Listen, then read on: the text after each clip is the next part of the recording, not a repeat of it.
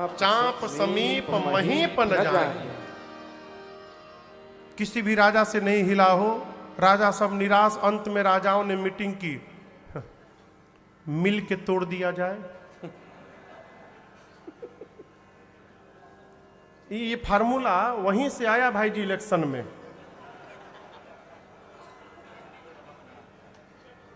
आप लोग समझ रहे हैं?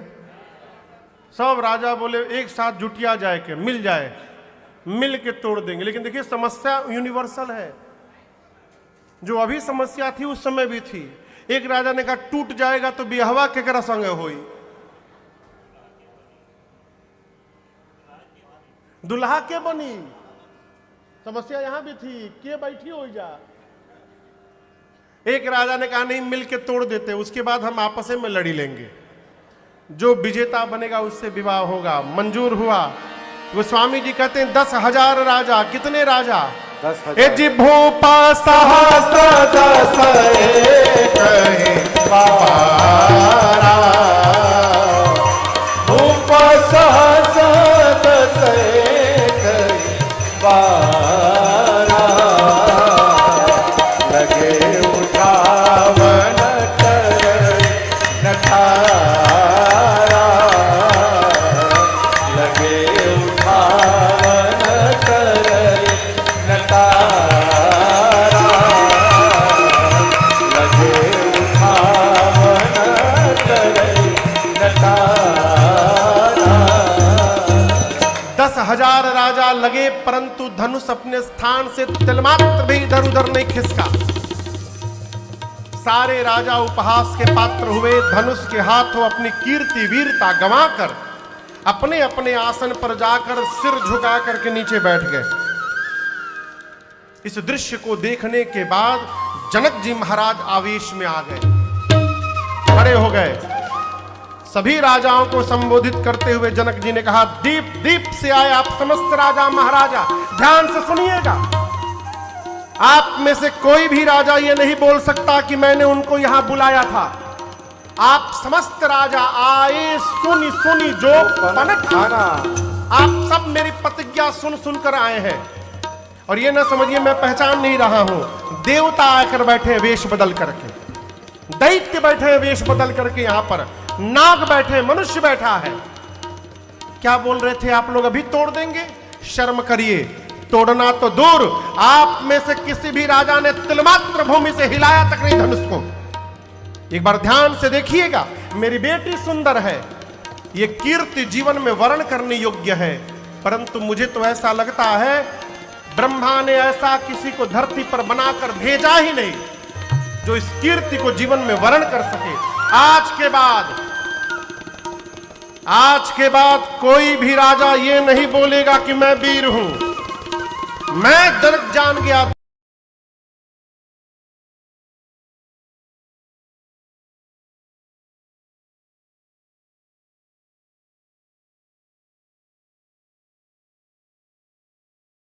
हम काहे शर्म करें भाई? कोई तोड़ देता तो हमको शर्म आती। कोई नहीं तोड़ा, हम भी नहीं तोड़े, बात खराब बराबर। और जनक जी अपनी बेटी को कुंवारी तो रखेंगे ही नहीं। हो सकता है कहीं लॉटरी लगे और लॉटरी में कहीं हमारा नाम निकल जाए तो चले जाएंगे, तब क्या होगा? इसलिए कोई राजा नहीं जा रहे। ये बात एक दूत ने जाकर जनक जी को बता दी। जनक जी का क्रोध और भड़क गया। बोले तजहुआस निज निज गृह जाहु, लिखा न विधि वैदेही विवाहु। विधाता ने मेरी बिटिया के भाग्य में विवाह लिखा ही नहीं है। अपने घर वापस लौटिए। आज यदि मैं प्रण का त्याग करता हूं तो मेरी कीर्ति कलंकित हो जाएगी। प्रण पे टिका रहता हूं तो मेरी बेटी कुंवारी रह जाएगी। मैं जनक जानता धरती पर कोई वीर नहीं बचा। ऐसी प्रतिज्ञा करके संसार में उपहास का पात्र मैं कदापि नहीं बनता। पहली बार जनक जी ने कहा कि आज के बाद अपने को कोई वीर नहीं बोलेगा। ऐ लक्ष्मण जी तिल मिला उठे, शरीर कांपने लगा। राम जी को देखे, राम जी को बार बार देखते हैं। राम जी ने कहा शांत रहो, शांत रहो, चुप पे रहो, एकदम शांत बैठो, कुछ नहीं करना है। किसी तरह लक्ष्मण भैया क्रोध को शांत किए। अभी क्रोध शांत ही हुआ था, तब तक जनक जी ने दोबारा बोल दिया, दोबारा ललकार दिया वीरत्व को। जाऊं जन त्यों बिनु भट्ट भूमि भाई, ताव पन करी हो त्यों न हसाई। और जब दूसरी बार जनक जी ने ललकारा तो दूसरी बार लक्ष्मण जी राम जी को देखे नहीं, लक्ष्मण जी कूद पड़े। गोस्वामी जी कहते माखई लखन कुटी भई भाव है।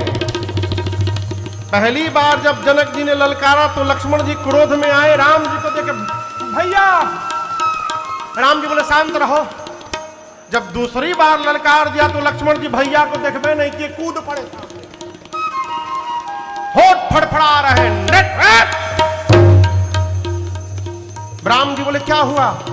लक्ष्मण जी बोले भैया क्षमा करिएगा, रघुवंश का एक छोटा सा बालक जिस सभा में पहुंच जाए, इस धरती पर किसी की औकात नहीं, बोल दे धरती पर कोई वीर नहीं बचा। आपके रहते, आप इस सभा में विद्यमान हैं और आपके रहते जनक ने बोला कैसे कि धरती पर कोई वीर नहीं है? मैं बताऊं वीरत्व क्या होता है? कहे जनक जसि अनुचित बाने, कहे जनक जस अनुचित बाने, विद्यमान रघुकुल मन जाने, विद्यमान रघुकुल मन जाने। सुनहु भानुकुल पंकज भानो, सुनहु भानुकुल पंकज भानो, कहो सुभावन कछु अभिमानो, कहो सुभावन कछु अभिमानो। जाओ तुम्हारी अनुशासन पावो, जाओ तुम्हारी अनुशासन पावो। कंद कयो ब्रह्मांड उठाओ, कंद कयो ब्रह्मांड उठाओ। काचे घट जिमिडारा होरी काचे घट जिमिडारो, मैं सको मेरु मूलक जिम तोरे, सको मेरु मूलक जिम तोरे। तौ प्रताप महिमा भगवाना, तौ प्रताप महिमा भगवाना। हो बापुरो पिनाक पुराना, हो बापुरो पिनाक पुराना। नाथ जानिय से आयस हो, नाथ जानिय से आयस हो। कौतुक करो बिलोकिय सो, कौतुक करो बिलोकिय सो। है कमल नाल चाप चढ़ावो, कमल नाल जिम चाप चढ़ावो। जो जन सत प्रमाण ले धाम, जो जन सत प्रमाण ले धावो, जो जन सत प्रमाण ले धावो, जो जन सत प्रमाण ले धावो। तोरौ छत्र के दंड जिमि, तो प्रताप बलनाथ, जो करो प्रभु पद शपथ, कर्ण धरो धरो। लक्ष्मण जी बोले भैया आप बैठे हैं और आपकी उपस्थिति में जनक ने कहा कैसे कि धरती पर कोई वीर नहीं है? आप बैठिए, मैं बताता हूं, मैं बताता हूं। क्या कहा आपने? इस धनुष को कोई हिला नहीं पाया। भैया सुनिए, ये धनुष नहीं, आप यदि आज्ञा दे, बच्चे जिस प्रकार गेंद उछाल देते हैं, मैं आज सबके सामने ब्रह्मांड उछाल दूंगा। बच्चे जिस प्रकार कच्चे घड़े को हाथ से फोड़कर चूर चूर करते हैं, मैं ब्रह्मांड को खंड खंड कर दूंगा। बच्चे जिस प्रकार खेत से मूली ले आते हैं, कहिए सुमेरु पर्वत को छिन्न भिन्न कर दूंगा। बरसात में उगे छत्र को बच्चे जैसे रौंद देते हैं, रौंद दूंगा। उठाऊंगा नहीं, उठाकर 100 योजन तक दौड़कर भी दिखा दूंगा। और भैया यदि मैं नहीं कर पाया, आपके चरणों की सौगंध लेता हूं, लक्ष्मण आज के बाद अपने जीवन में कभी हाथ में धनुष बाण धारण नहीं करेगा। लक्ष्मण जी गरजे, मिथिला में धरती पूरी कांपने लगी। लखना संतोष वचन दे बोले, जगमगानी मही दिग्गज डोले, जगमगानी मही दिग्गज डोले, जगमगानी मही दिग्गज डोले। पूरी धरती कांपने लगी, राजाओं का आसन डोलने लगा। लक्ष्मण जी बोले कमल के नाल को बच्चे बिना प्रयास खंड खंड करते हैं, मैं धनुष को कर दूंगा। सारे राजा कांपने लगे डर के मारे। राम जी सीता जी प्रसन्न हो गए, जनक जी महाराज डरा गए। काहे? अरे राम, अभी छोटका खड़ा भया है, धरती कांपने लगी, बड़का बैठा है अभी। और गुरुदेव भगवान विश्वामित्र जी ऊपर बैठे थे। लक्ष्मण जी की दहाड़ सुने तो कूद बाहर का बोला है अद्भुत। राम जी को बार बार देखला बोलने बाए बड़ा। लक्ष्मण जी पहुंच गए धनुष के पास, हाथ बढ़ा दिए, राम जी को देख रहे हैं, भैया बोलिए तोड़ दूं। राम जी गुरु जी से बोले, गुरु जी प्लानिंग में तो हमको तोड़ना है ना, तोड़ना हमको है, ये छुटके तैयार है तोड़ने के लिए। गुरु जी बोले, जल्दी बुलाओ, कहीं तोड़ ही मत दे वो, जल्दी बुलाओ उसको। लक्ष्मण जी राम जी को देख रहे हैं, राम जी ने लक्ष्मण भैया को देखा, लक्ष्मण जी बोले, भैया तोड़ दी। राम जी बोले आंख के इशारे से, कम हियर। शयन ही रघुपति लखन निवारे, शयन ही रघुपति लखन निवारे, प्रेम समेत निकट बैठारे, प्रेम समेत निकट बैठारे। राम जी लक्ष्मण जी को बुलाकर अपने बगल में बिठाएं, भैया पीठ थपथपाएं, बोले इतना सुंदर बोले हैं आप, मैं नहीं बोल पाता। लक्ष्मण जी बोले, अभी तो केवल बोला था भैया, आप इशारा कर देते ना तो मैं तोड़ भी देता। राम जी बोले, हम लोग तोड़ने नहीं आए हैं, हम लोग धनुष यज्ञ देखने के लिए आए हैं। हाँ, आपके रहते जनक ने कह कैसे दिया, जनक जी ने, कि धरती पर कोई वीर नहीं है? ऐसा उत्तर दिए हैं आप भाई साहब, आज के बाद जनक जी वीर शब्द सुनेंगे ना तो उनको आप ही का चेहरा दिखाई देगा। राम जी धीरे से कान में बोले लक्ष्मण जी को, अभी आप जिनको ललकार रहे थे वो जनक जी आधी घंटे बाद हमारे ससुर जी होने वाले हैं, तो थोड़ा उनके नाम के आगे पीछे श्री जी जोड़ लिए होते। आप तो ऐसे टूट पड़े, है जनक, इसे छोट लड़का हो, बिया भैला के पहले झंझट हो जाए।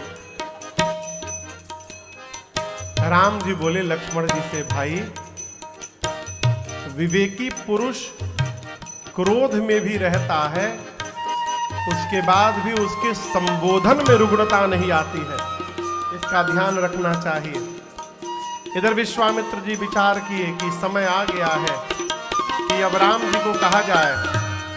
राम जी को देखकर आदेश दिया विश्वामित्र जी ने, उठहु राम भंजहु भव चापा, उठहु राम भंजहु भव चापा, मेटहु तात जनक परितापा, मेटहु तात जनक परितापा, मेटहु तात जनक परितापा, मेटहु तात जनक परितापा।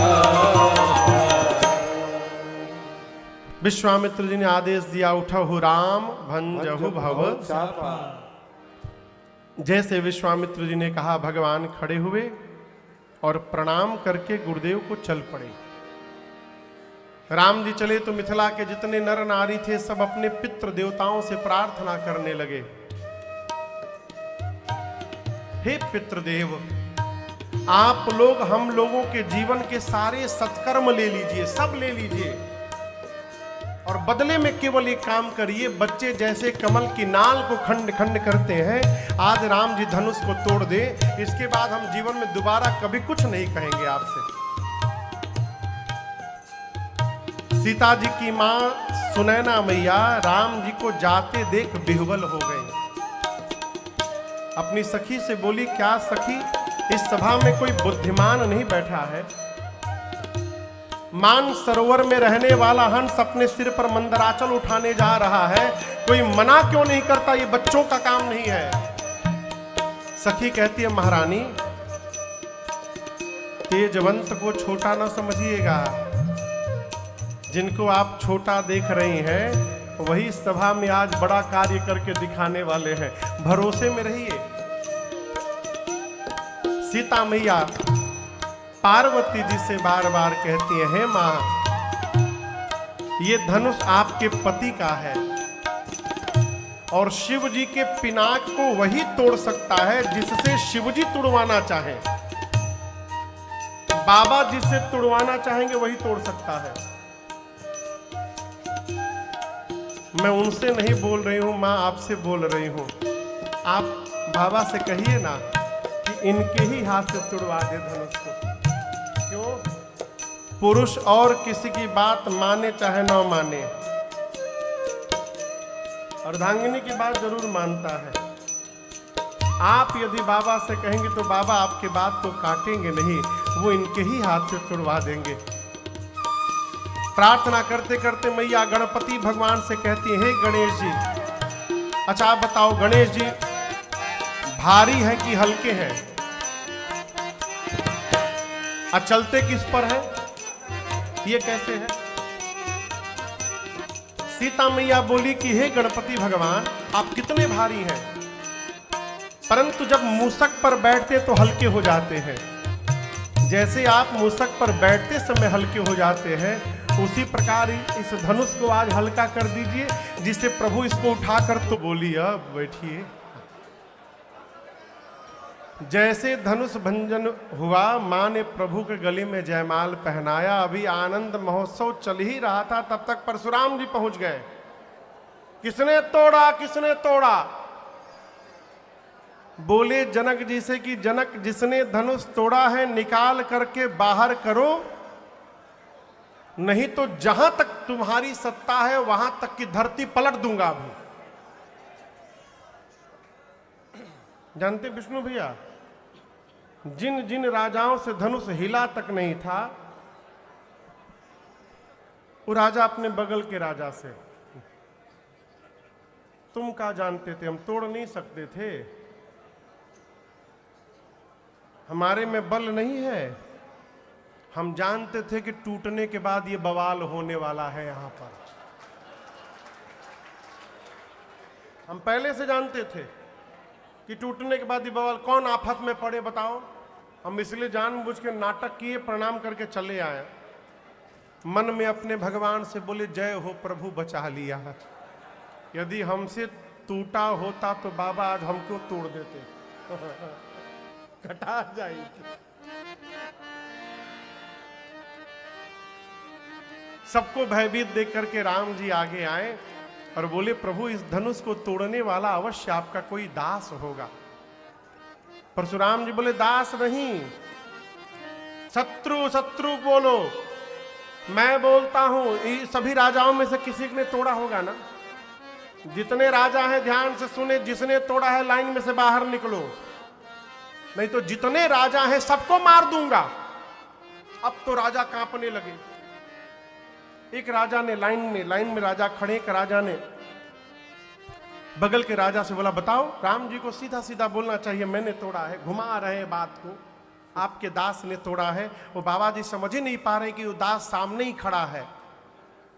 तो उस राजा ने उस राजा से कहा, एक काम करो, तुम जाके बता दो। बोला, अच्छा हम जाके बता दें। बाबा बोल रहे हैं कि जो तोड़ा है लाइन में से बाहर निकले। अब तुम कह रहे हो जाके बता दो। हम जैसे बताने के लिए लाइन में से बाहर निकलेंगे, बाबा देखेंगे, अच्छा ये निकला, मन यह तोड़ ले बा, मेरे जाने के पहले वो हमको तोड़ देंगे। उस राजा ने कहा, मरेंगे तो सब मरेंगे, हम अकेले मरने वाले नहीं हैं। लक्ष्मण भैया गए। अच्छा आप बताइए, कोई व्यक्ति बहुत क्रोध में हो और उसके सामने कोई जा करके क्या होगा? गोस्वामी जी कह रहे हैं, सुनी मुनि बचन लखन मुस्काने। लक्ष्मण भैया गए मुस्कुरा करके बोले नमस्ते।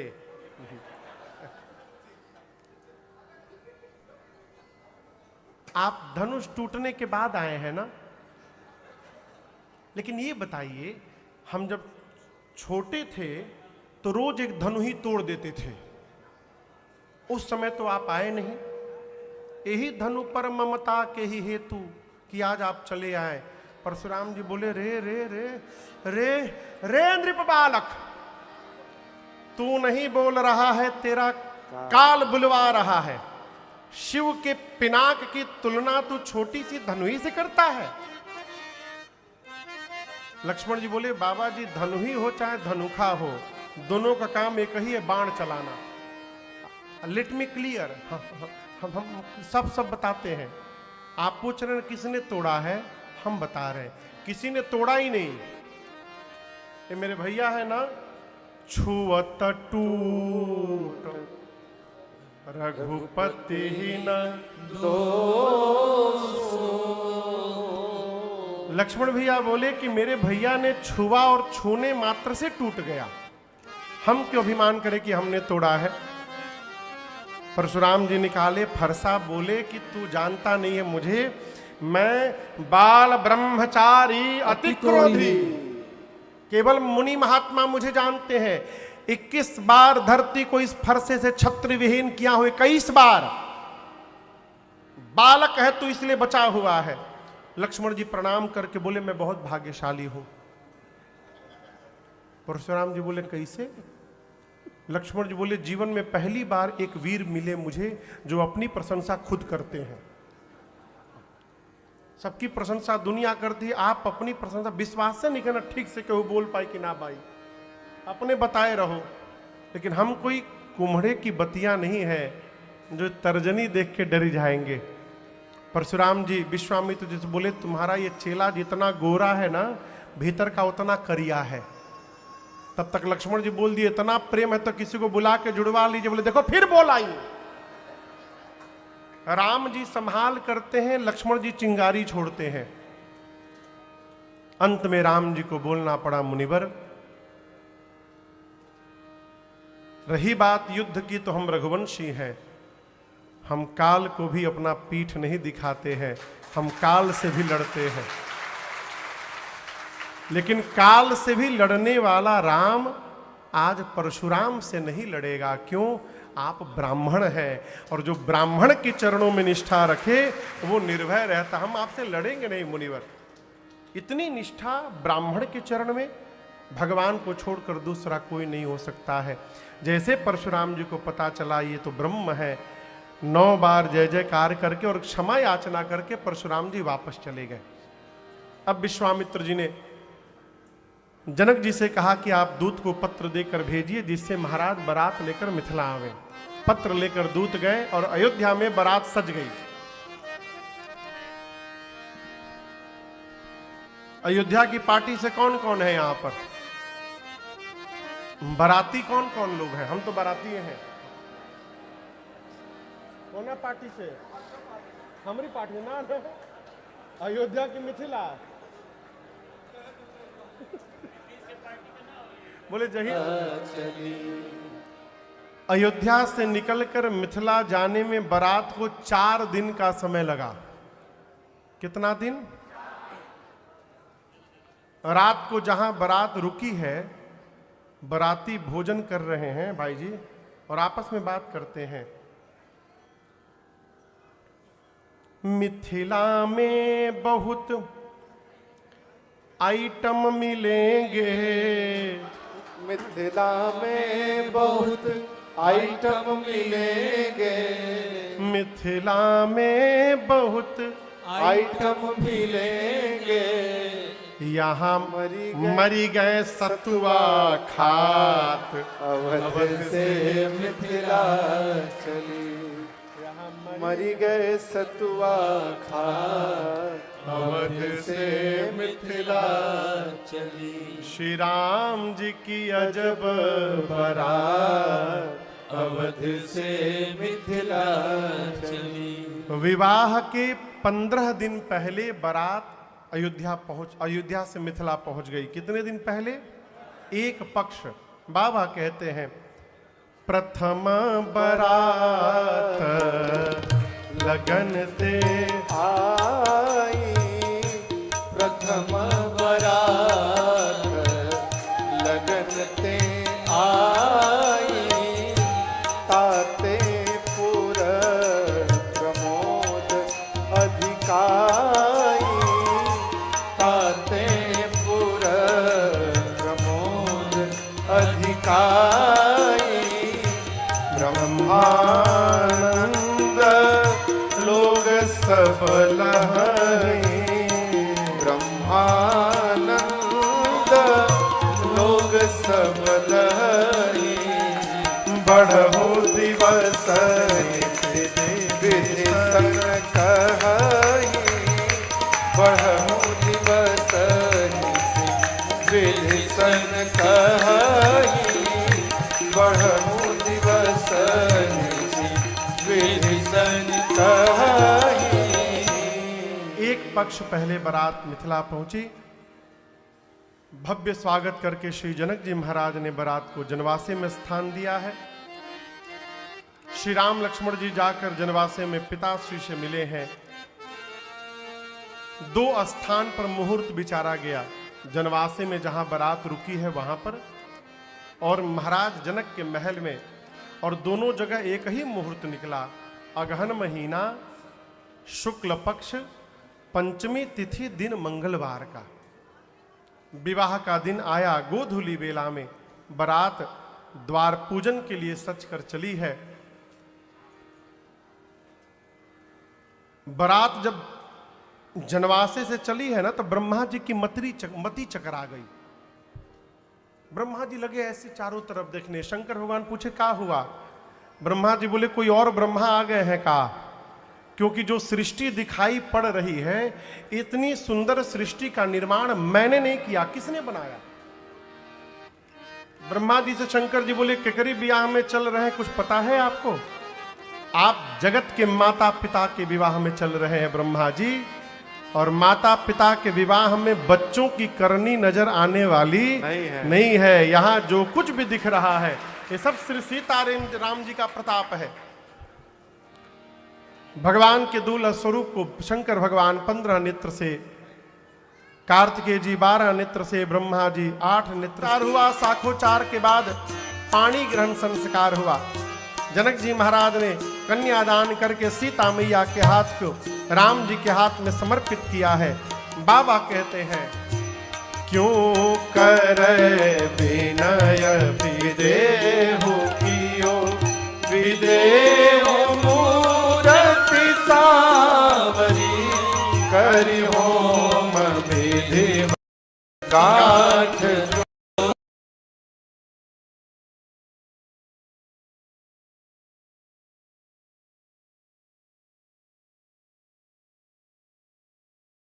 करि होम विधिवत गाठ जोड़ी। पानी ग्रहण के बाद विधिवत होम हुआ, विधिवत गठबंधन भया, और गठबंधन के बाद भांवरी पड़ी। भांवरी समझते हैं ना? भांवरी फेरा भांवरी पड़ी। भांवरी पड़ने के बाद मुनियों ने राम जी को आदेश दिया कि आप सीता जी के मांग में सिंदूर अर्पित करिए। जैसे मुनियों ने कहा प्रभु खड़े भय, और मां के मांग में राम सिर सिंदूर देहि, शोभा न जाति विधि केहि, राम सिर सिंदूर देहि, शोभा न जाति विधि अरुण पराग जलज भरनी के, शशि भूष अहि लोभ अमी के, अरुण पराग जलज भरनी के, शशि भूष अहि लोभ अमी के।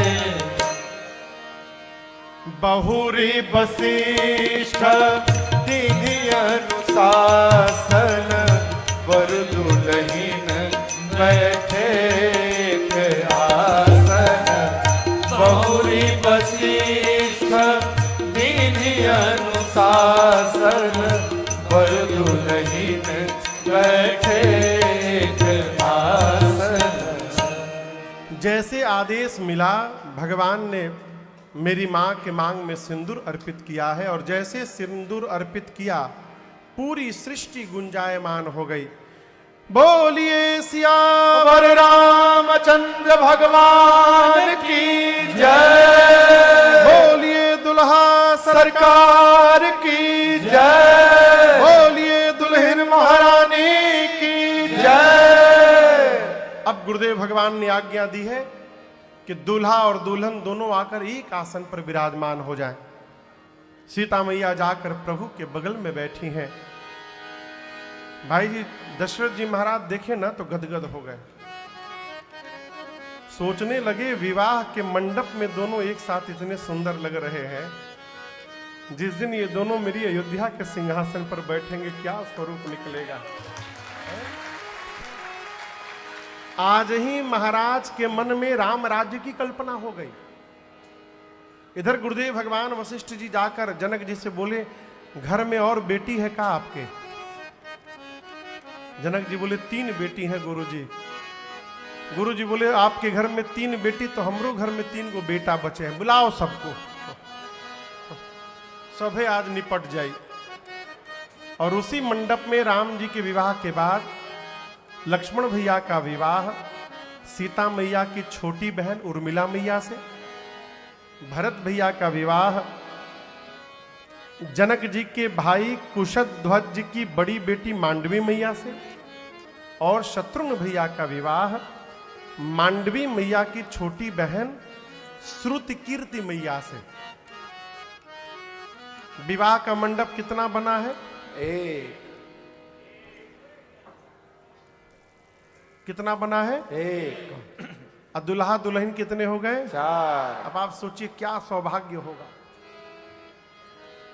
पिताजी एक बेटी के लिए मंडप बनवावे और उस मंडप में 4-4 बेटियों का विवाह संपन्न हो जाए, उनसे अधिक सौभाग्यशाली पिता धरती पर कौन हो सकता है।